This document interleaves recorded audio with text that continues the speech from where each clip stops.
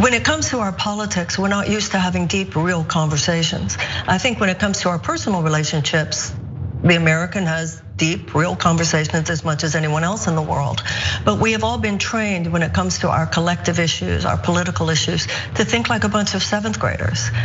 We might tell the truth, but not the whole truth, nothing but the truth. We don't get deep, we don't get real, we don't get direct, and we don't get blunt.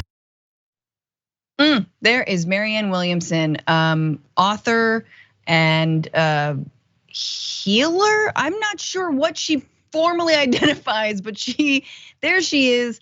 She was speaking with the senator on this very show, speaking about the lack of depth, about the clearly the simplicity in our politics, the lack of honestly like a wholeness, right? Like that we approach politics from in all aspects, and she wants to change that. And I gotta say, she's a captivating speaker.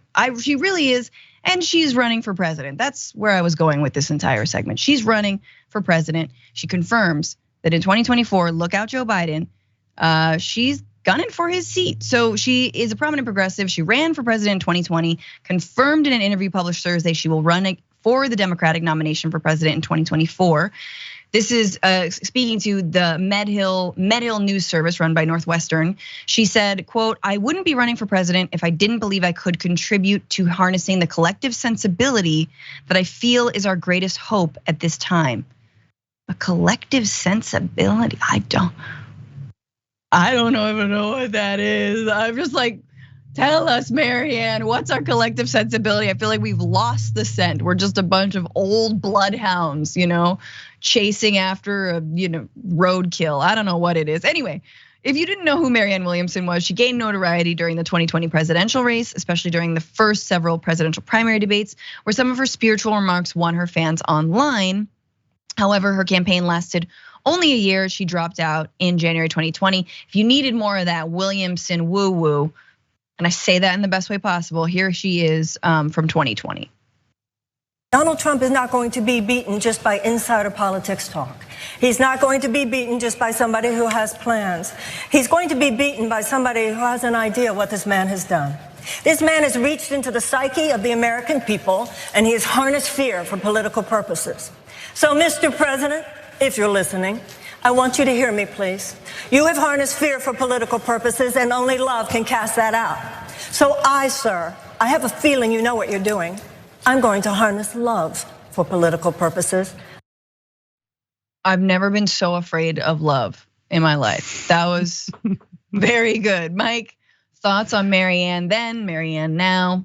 Yeah, so I was actually on a panel with her a couple of years ago, and I'll say the same thing now that I told her. At first, when I heard her speak, I was very turned off because she talked about love and healing, and I thought that's not the mood right now. Like, I'm angry, like I want to burn stuff down, like I don't want to hear this love talk. But the more that she spoke, the more compelling her message was. The more she spoke about reparations and U.S. imperialism in Latin America and dunking on Dave Rubin. It's hard not to fall in love with Marianne Williamson. So I really love that she's challenging Joe Biden. I don't know if he's going to run yet. Nobody really knows.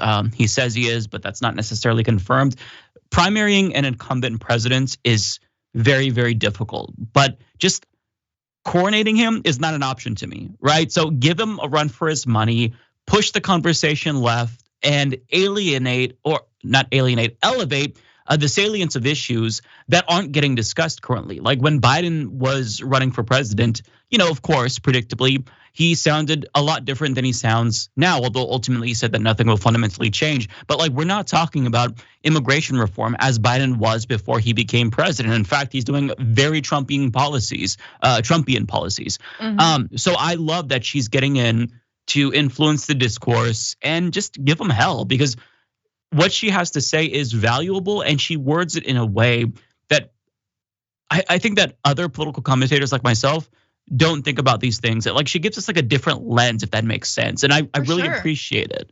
No, I think that's exactly right. And she named it right there, right? She says that it's beyond politics. It's something spiritual and emotional. Like that hate that Trump has stirred up, that's like some id. That is deep, right? That's like a 3-year-old tantrum id. That's like, why can't I have things, And he's tapped into that with that hatred. And so she's offering, and this is what I like, a vision. And I think that's so important because say there have been some good things, there have been a lot of bad with Joe Biden, but what he does not have and what he is sorely lacking is a vision.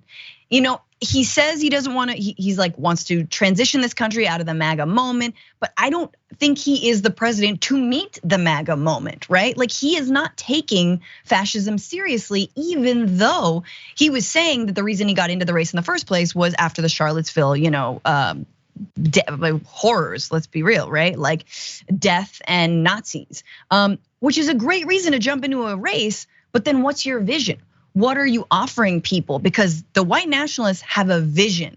We need a vision. And it reminds me, obviously, of another presidential candidate who did not make it, Bernie Sanders, who continually argues for this multiracial, anti-racist democracy that is inclusive, that is broad, that is actually compassionate, right? Remember when he was asked by Barbara Walters, what do you want to be remembered for?